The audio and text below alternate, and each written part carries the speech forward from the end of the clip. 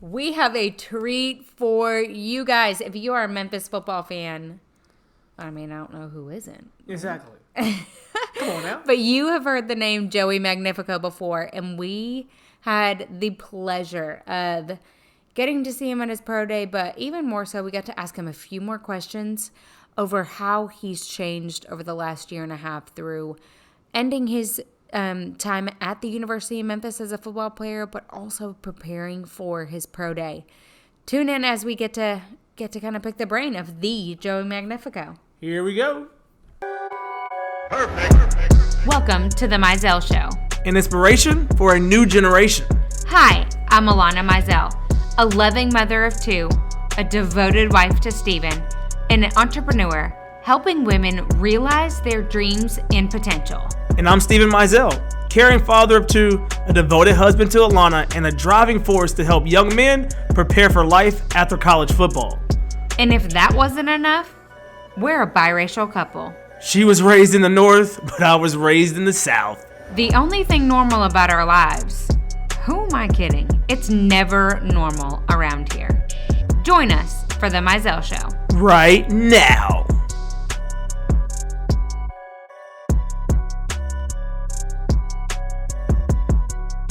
What up, man?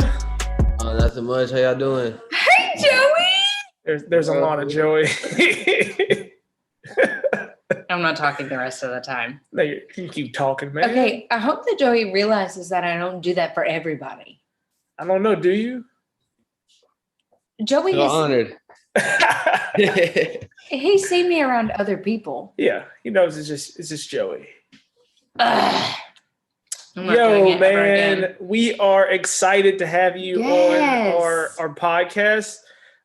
It's been a long time coming. The first player. Yeah. The first player. Yeah, you're our first Yeah. player to be on the podcast, man. You should feel Ooh. you should really feel feel honored magnificent. Hey, don't mess up. No, man. I'm just kidding. If you listen to a couple of our episodes, it's very casual, very laid back.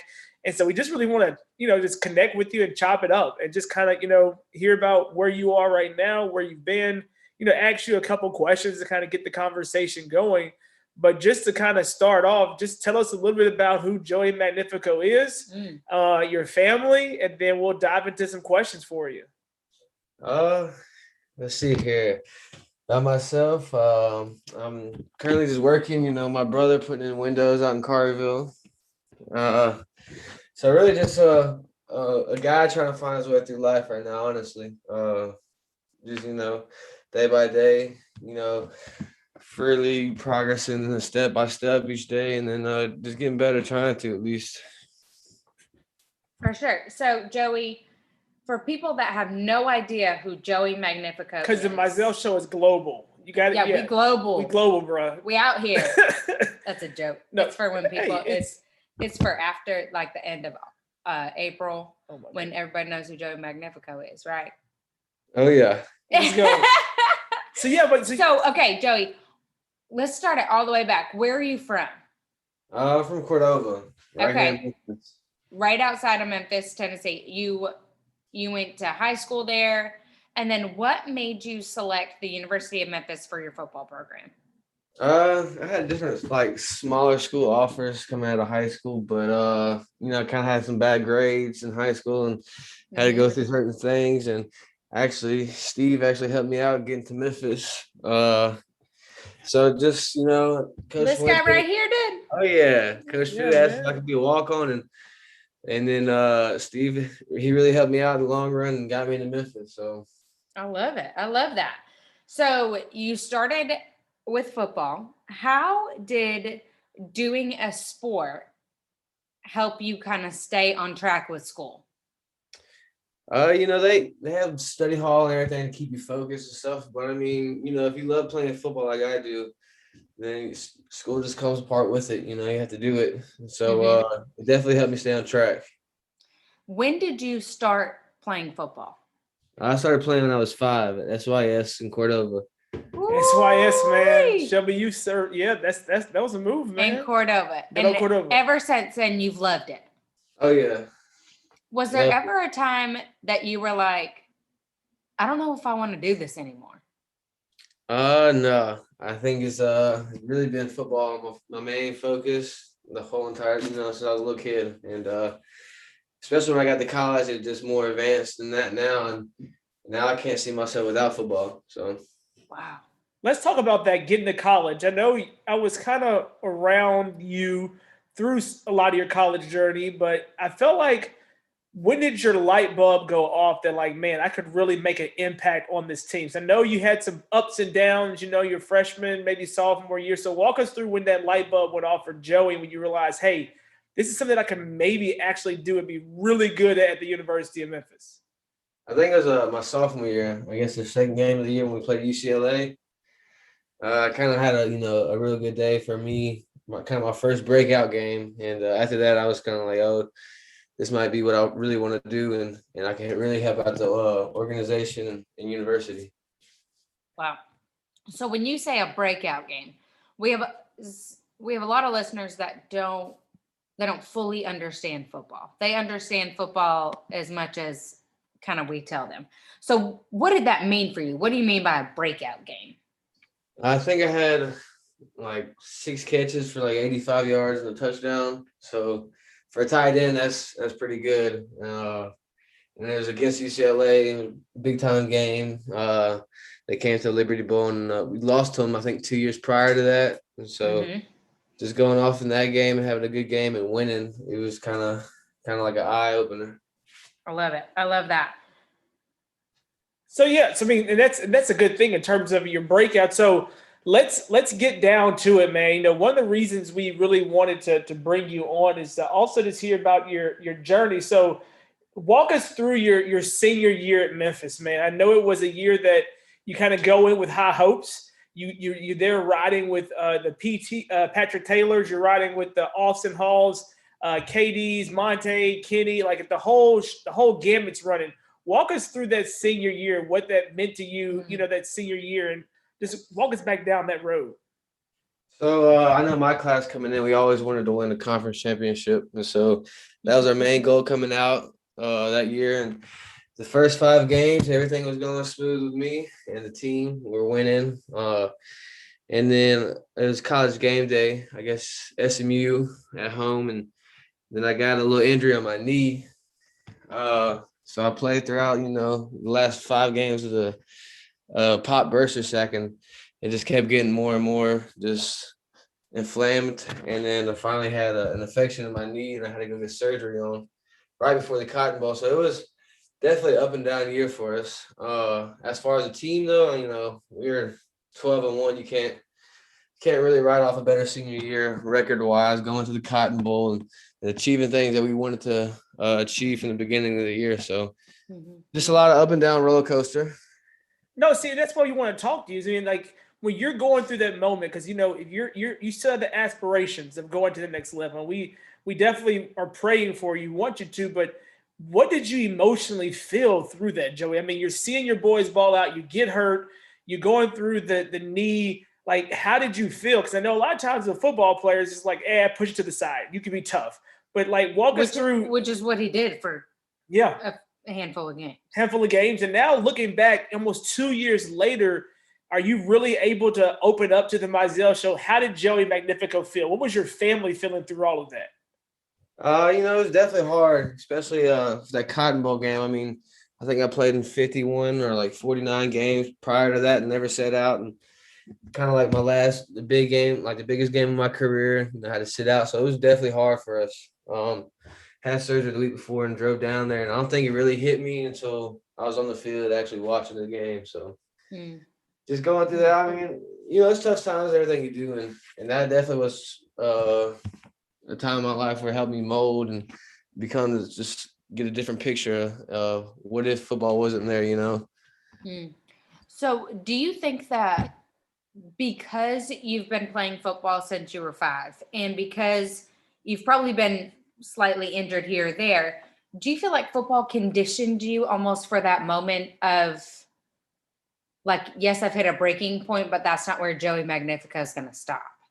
Yeah, so just that football too, but even, Coach Norvell and his staff always ingrained to us, there's life after football and not everybody makes it. And so they just, football's up and down any level. You always have to go through adversity. That's why they say it's one of the hardest games to play. And I honestly think football molded me as a man.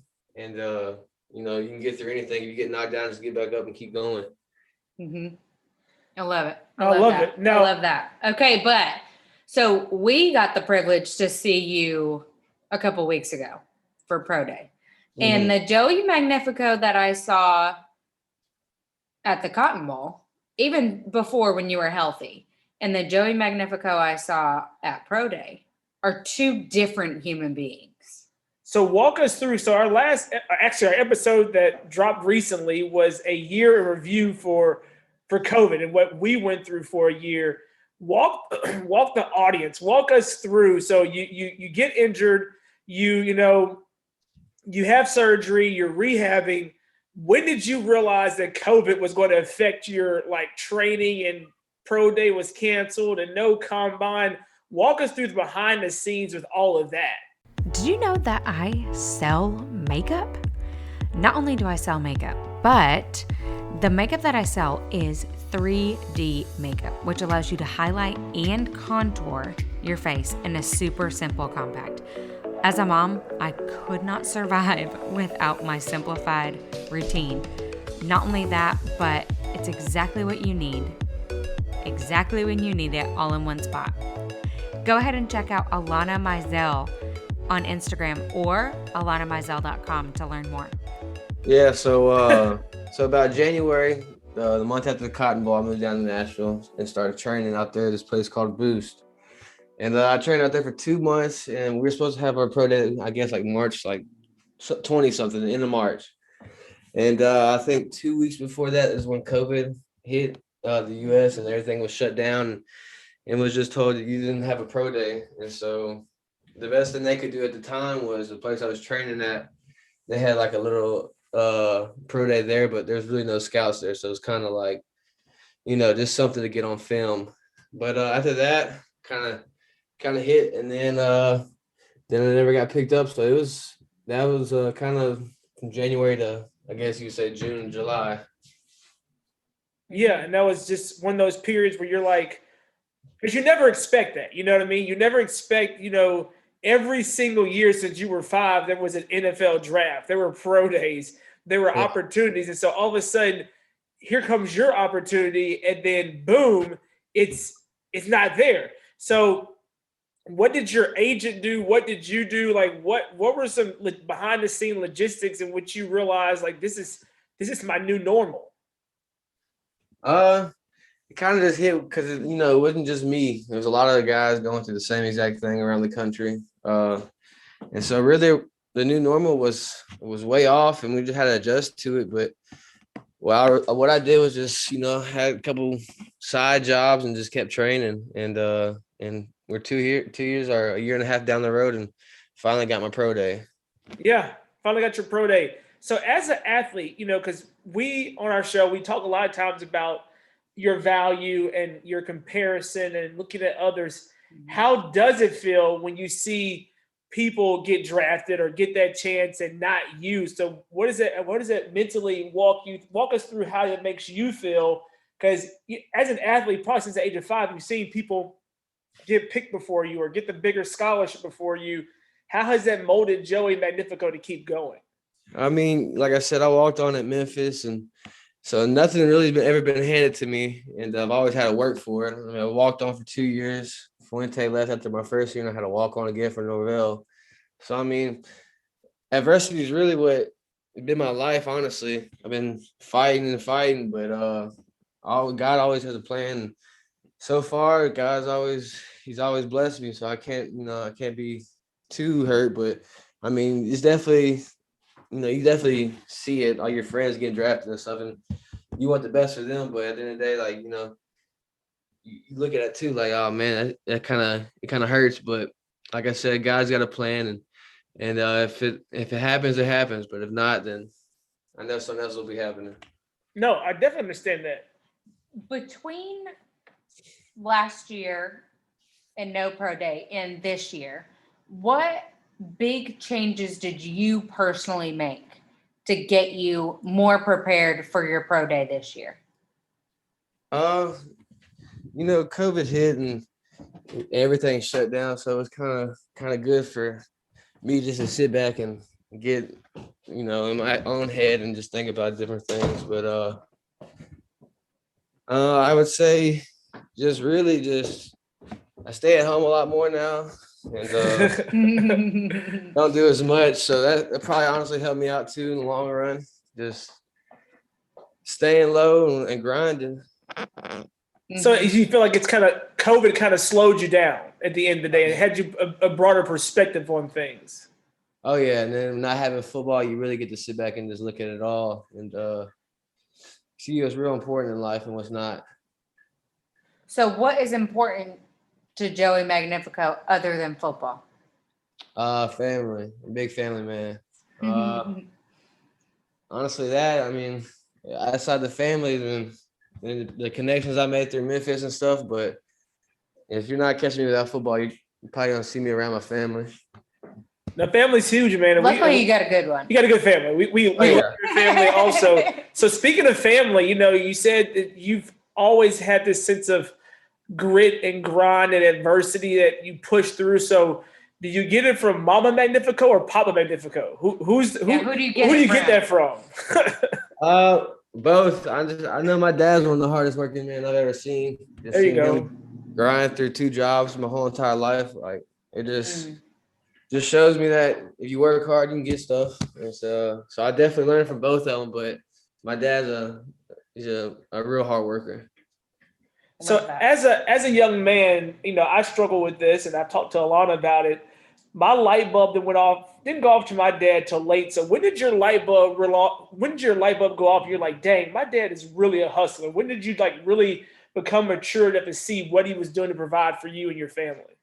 When I got off them scholarship checks and saw what the real world was looking like. He had to put 2 kids to private school, and just seeing that really changed my perspective how I look at things now and see, this man really just put his head down and grinded for all of us. Mm-hmm. Yeah. Once you realize what real money looks like, it's dang, now I gotta make money. Shoot. So walk us through that feeling you got when you realized that you were going to get this pro day that you had a couple weeks ago, like when Coach Silverfield or JC, when they told you we're going to invite you back, did you know? What kind of sense of, joy did you have, and how did you train to get ready for it? I was really happy, honestly, when they told me. I think they told me around December. I trained with 2 different former teammates that I played with at Memphis, Kalen Harden and then Malik Thomas. And so I switched back and forth with them. And then I started training the past months by myself, and so I had to work and stuff. But I was excited to have a pro day, and I went out there and I feel like I did my best. So we'll see. We definitely will see. And so as we kind of, wrap this up, I think the biggest thing I want to leave us with is, as we tell all our people on our show that we have you in our thoughts and our prayers. So what does Joey Magnifico want the Mizelles to pray for him about? Pray the team calls me, but no. No, that's it. I love it. We want that. Oh yeah. Yeah. Yeah, and the key is that the way God has things happen for you. If you'd have had that pro day last year, I don't know if that many teams would have showed up. AG was kind of just getting hot. PT was coming off of injury, so I don't know. And then also, of course, COVID. You have the whole who will come to your pro day, but this year, like you said, you've really gotten a chance to look at your family and hone in on things. And one thing we would want to stress to you is that don't forget what you learned through your COVID experience. You learned a lot in terms of looking at your family's grind, looking at you, and looking at just looking at yourself as a man. But overall, things happen for a reason. And so we at the Mizelles, we are praying for you. We want a team to call you come April, because we know the value that you will potentially definitely bring to the table for that program. And we're so dang proud of you. We're so proud of you, man. We're so proud of you. You've come a long way, sir. Thank you. Proud of you. So before we leave you got any advice for those high schoolers, those youngins that are listening right now, that thinks it all comes easy, and they see the Joey Magnifico, the tight end, record-breaking tight end from Memphis. But what piece of advice could you give a young and upcoming player, or even like just a person listening to our podcast who's trying to start a company or entrepreneurship? What do you got for him? Even if you get told no, just keep grinding, because if you believe in yourself, really anything's possible. So just keep grinding and believe in yourself at the end of the day, and don't really mind what people think about you, but don't mind what people think about you. I truly enjoyed that. I loved it. And what made me think even more was, so Joey talked about how his grades weren't all that great when he was in high school and how he met Steven. Well, Joey's older sister is actually in my sorority. Yeah. And I knew his parents before he ever met Steven.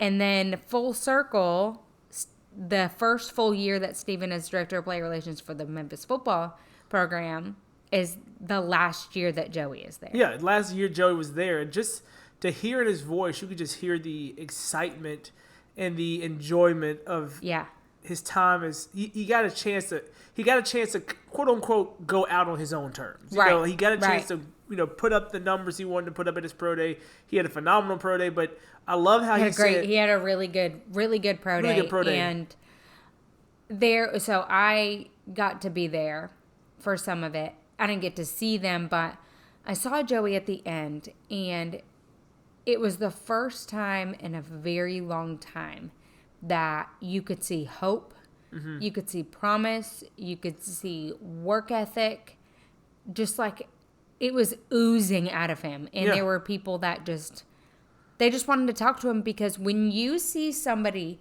who is so hopeful about the opportunity that is coming in front of them, and they've worked so hard and they've sacrificed to get there and sacrificed so much to be where they are, you can't help but want to be a part of that. And that is just where Joey is.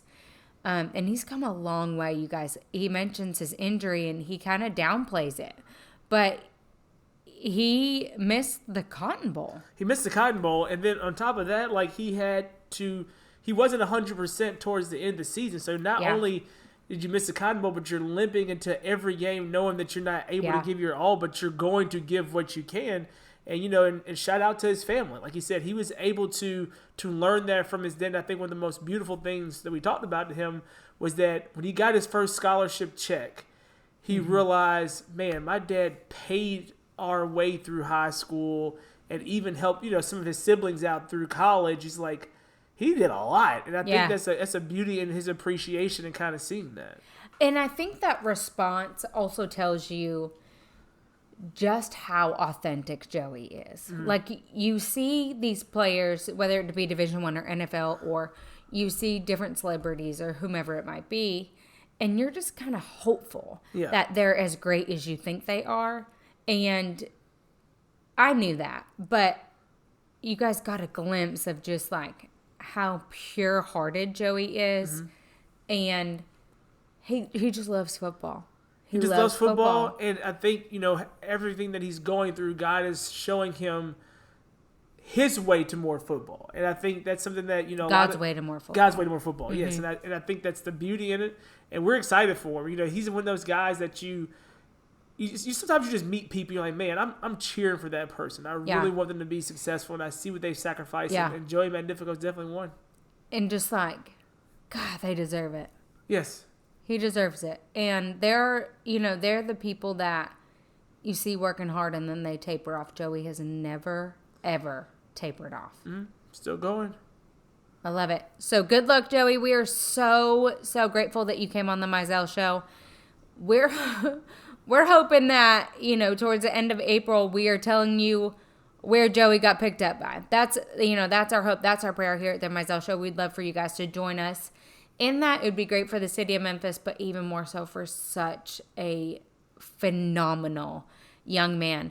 If you guys are loving the Mizell Show, or if you have any specific questions, you guys just reach out to us. We love it. We love it. We love it. Send us a message over on the Mizell Show on Instagram, or you could even email info@themizellshow.com. Are you loving the Mizell Show? Well, we love you all. And did you know that you can have me and Steven talk to your team or a group of 25 of your friends? All it takes is 25 people showing up on either a Zoom call, a Facebook Live, or really anywhere. Hopefully in person sooner rather than later. But how do you get us? So all you have to do is email themizellshow@gmail.com, or you can direct message us on Instagram @themizellshow.